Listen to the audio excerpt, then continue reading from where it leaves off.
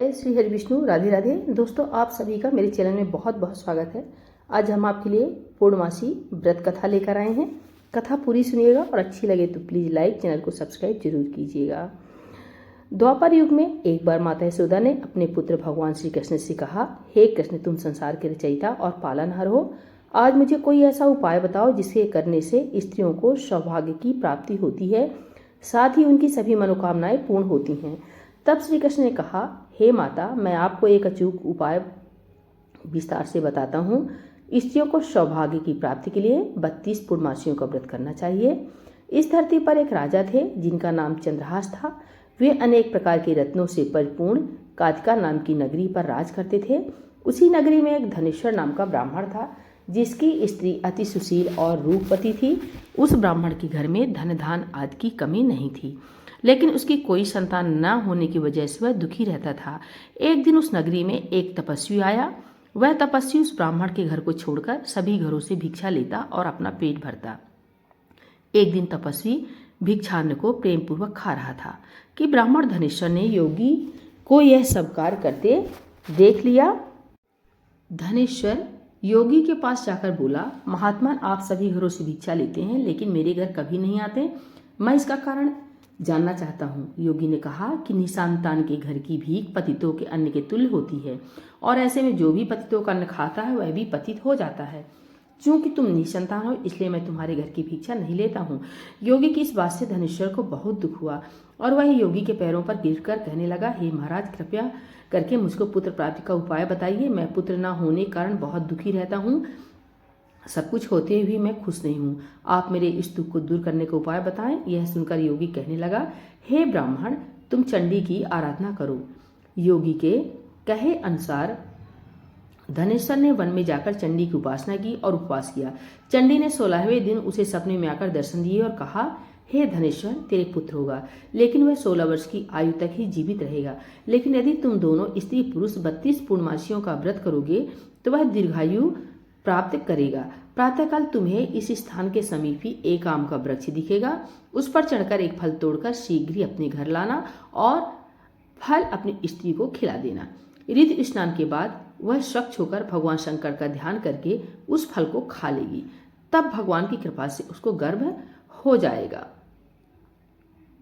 धनेश्वर ने ठीक वैसा ही किया और उसकी स्त्री गर्भवती हो गई। देवी जी की असीम कृपा से उन्हें एक अत्यंत सुंदर पुत्र उत्पन्न हुआ जिसका नाम उन्होंने देवीदास रखा। दुर्गा जी की आज्ञा अनुसार उसकी माता ने 32 पूर्णमासी का व्रत रखना प्रारंभ कर दिया। 16वें वर्ष लगते ही देवीदास के माता पिता को चिंता होने लगी कि कहीं उनके पुत्र की इस वर्ष मृत्यु न हो जाए।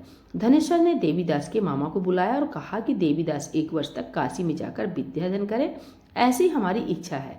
इसके साथ में तुम चले जाओ और 1 वर्ष के बाद इसको वापस लौटा लाना। इस तरह देवीदास को एक घोड़े पर बैठाकर अपने मामा के साथ काशी के लिए निकल पड़ा। धनेश्वर ने अपने पुत्र की दीर्घायु के लिए भगवती दुर्गा की आराधना और पूर्णमासियों का व्रत करना शुरू कर दिया।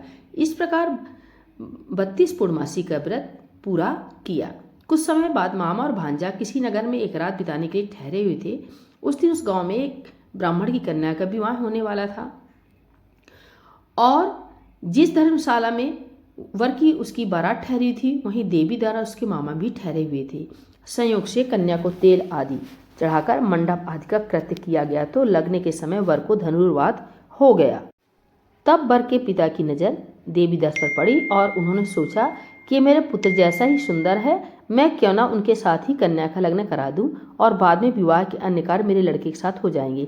ऐसा सोचकर वर का पिता देवीदास के मामा से जाकर बोला कि तुम थोड़ी देर के लिए अपने भांजे को हमें दे दो, और उसने अपनी योजना उन्हें बताई। तब उसका मामा कहने लगा कि जो कुछ भी मधुपर्क आदि कन्यादान के समय वर को मिले वह सब हमें दे दिया जाए तो मेरा भांजा इस बारात का दूल्हा बनेगा। यह बात वर के पिता ने स्वीकार कर ली और इस तरह से देवीदास का विवाह उस कन्या के साथ हो गया। पत्नी के साथ वह भोजन न कर सका और अपने मन में सोचने लगा कि न जाने कैसी स्त्री होगी। लड़के को ऐसा करना सही नहीं लगा और उसकी आंख में आंसू आ गए। तब वधू ने पूछा कि क्या बात है, आप इतने दुखी क्यों हैं? तब उसने सब बातें लड़के को बतला दी। तब कन्या कहने लगी कि अब हमारी शादी हो गई है। देव, ब्राह्मण और अग्नि के सामने मैंने आपको ही अपना पति बनाया है, इसलिए अब आप ही मेरे पति हैं। अब मैं आपकी ही पत्नी रहूंगी, किसी अन्य की नहीं। तब देवीदास ने कहा, ऐसा मत करिए, क्योंकि मेरी आयु कम है, मेरे बाद आपकी क्या गति होगी, इन बातों पर जरा विचार कर लें। परंतु वह दृढ़ विचार वाली थी, बोली कि जो आपकी गति होगी वही मेरी गति होगी। इसके बाद देवीदास और उसकी पत्नी दोनों ने भोजन किया और शेष रात्रि वे सोते रहे।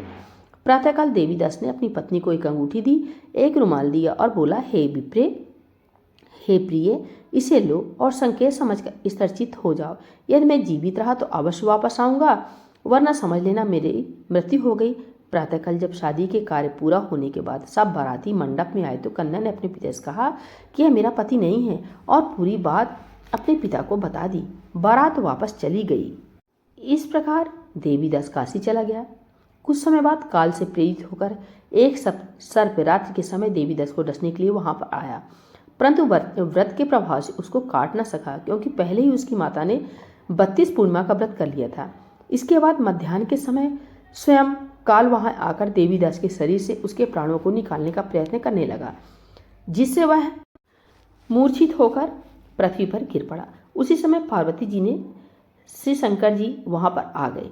उनको मूर्छित दशा में देखकर पार्वती जी ने भगवान शंकर से कहा, हे महाराज, ये वही बालक है जिसकी माता ने 32 पूर्णिमा का व्रत किया था, जिसके प्रभाव से इसका मृत्यु दोष कट गया। भवानी के कहने पर भगवान शिव जी ने उसको प्राणदान दे दिया। उधर उसकी स्त्री प्रतीक्षा कर रही थी। जब 16वां वर्ष व्यतीत हो गया तो देवीदास भी अपने मामा के साथ काशी से चल दिया और वो कुछ दिन बाद अपनी पत्नी के घर पहुंच गया।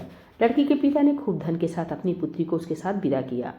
श्री कृष्ण भगवान कहने लगे कि इस प्रकार धनेश्वर द्वारा 32 पूर्णिमाओं का व्रत रखने से उसकी पुत्र को लंबी आयु की प्राप्त हुई है। अतः जो भी स्त्रियां ये व्रत को करती हैं वे जन्म जन्मांतर में वैधव्य का दुख नहीं भोगती और सदैव सौभाग्यवती रहती हैं। यह व्रत पुत्र पौत्रों को देने वाला तथा संपूर्ण मनोकामनाओं को पूर्ण करने वाला माना गया है। बोलिए भगवान विष्णु की जय, भोलेनाथ भगवान की जय, माता गौरी की जय, पूर्णमासी व्रत कथा की जय।